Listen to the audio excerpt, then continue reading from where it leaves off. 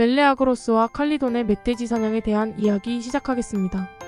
오이네우스의 아내 칼리돈의 왕비 알타이아는 플레오론의 테스티우스의 딸로 레다, 히페름네스트라, 톡세우스, 플렉시포스, 이피클로스 등은 그녀의 형제들입니다.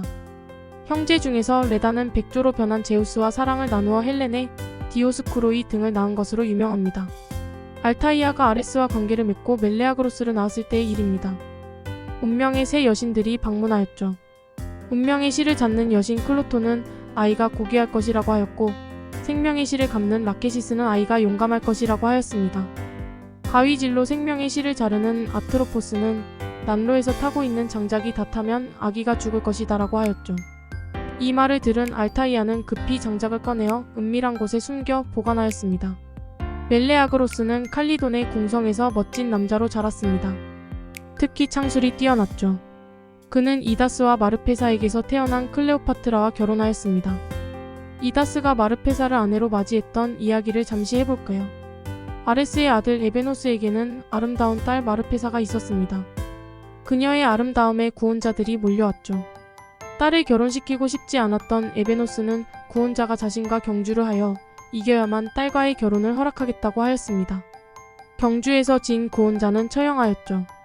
메세네의 아파레우스의 아들인 이다스는 힘이 천하장사로 실제 부친은 포세이돈이라고 알려졌습니다. 그는 마르페사에게 구원하기 위해 포세이돈에게 기도하였고, 포세이돈은 아들을 위해 날개 달린 말을 주었죠. 이다스는 이 말들로 전차를 몰아 에베노스와 경주하여 승리하였습니다. 하지만 에베노스가 약속을 어기고 딸을 주지 않자 이다스는 그의 전차에 마르페사를 태우고 달아났습니다. 에베노스는 딸을 찾아다니다가 찾을 수 없자 강에 몸을 던져 죽었다고 합니다.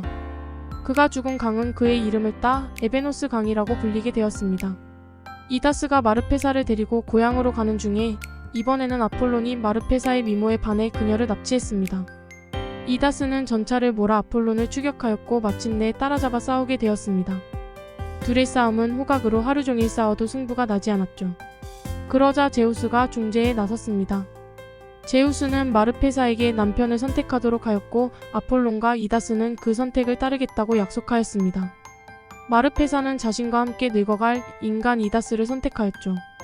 다시 칼리돈으로 돌아가겠습니다. 어느 날 칼리돈에 큰 재앙이 닥쳤습니다.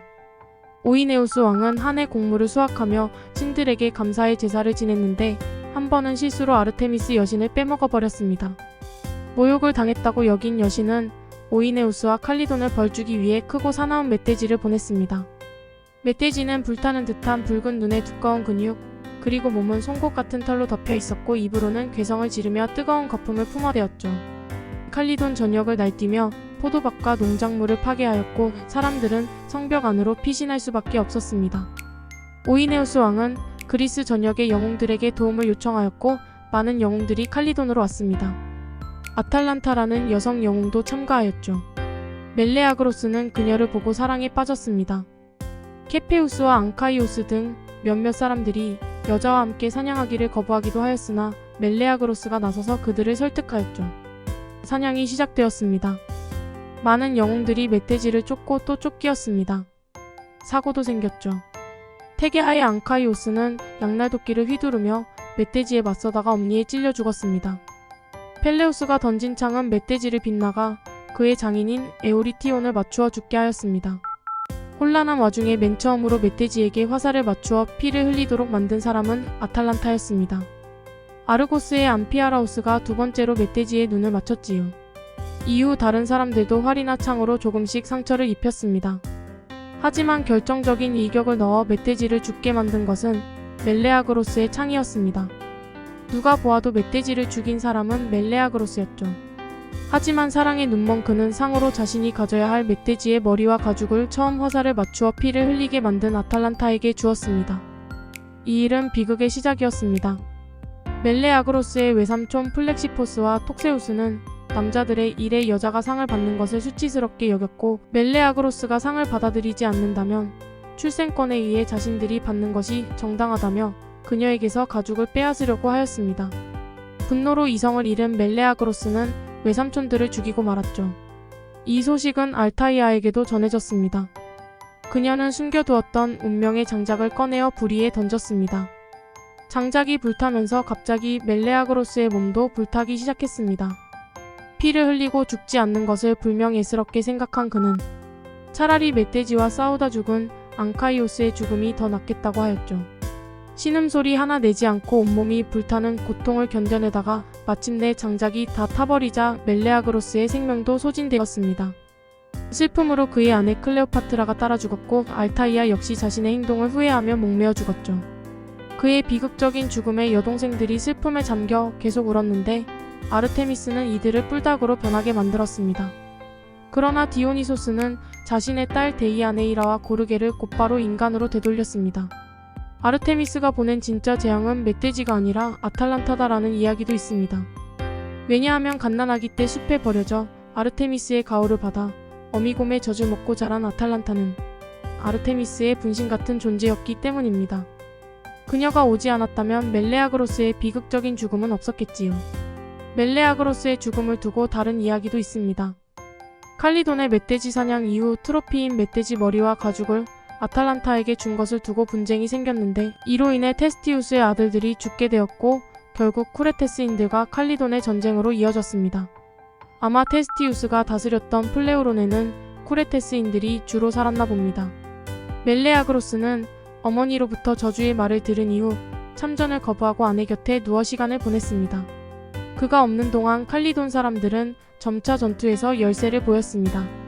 칼리돈의 원로들과 가족, 친구들이 멜레아그로스를 찾아와 많은 선물을 약속하며 자신들을 지켜달라고 예언하였습니다. 그러나 그는 모두 거부하였죠.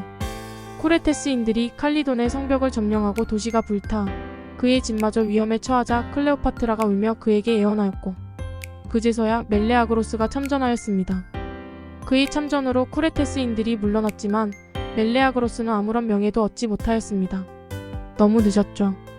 그리고 자세한 내용은 알려져 있지 않지만 전쟁의 끝 무렵 멜레아그로스도 죽었다고 합니다. 어떻게 죽었든지 간에 멜레아그로스가 지하세계로 와서 얼마 되지 않았을 때의 일입니다. 헤라클레스가 마지막 과업인 케르베로스를 데려가기 위해 지하세계를 방문하였을 때 멜레아그로스의 혼백을 만났습니다. 헤라클레스의 그림자를 본 혼백들은 두려움에 모두 달아났지만 멜레아그로스와 메두사의 혼백만은 달아나지 않았다고 합니다. 멜레아그로스는 헤라클레스에게 아직 결혼을 못한 누이 데이아네이라를 아내로 맞이해달라고 부탁했습니다. 과업을 끝낸 헤라클레스는 멜레아그로스의 부탁을 들어주기 위해 칼리돈으로 갔습니다. 마침 아켈로오스 강이 신도 데이아네이라에게 구원 중이었죠. 둘은 레슬링으로 힘을 겨루었고 헤라클레스는 황소로 변한 아켈로오스의 뿔을 부러뜨리며 이겼습니다. 결혼 후 데이아네이라를 데리고 고향으로 가던 헤라클레스 일행은 에베노스 강을 건너면서 켄타우로스인 네소스의 도움을 받았습니다. 하지만 네소스는 데이아네이라를 욕심내어 납치하려 했고 헤라클레스는 히드라의 독이 묻은 화살로 그를 죽였습니다. 네소스는 죽기 직전 중독된 자신의 피를 약병에 담아 남편의 식은 사랑을 되돌릴 수 있는 미약으로 속여 데이아네이라에게 주었습니다. 이 일은 훗날 헤라클레스의 죽음의 원인이 되었죠. 멜레아그로스와 칼리돈의 멧돼지 사냥에 대한 이야기는 이것으로 마칠게요. 들어주셔서 고맙습니다.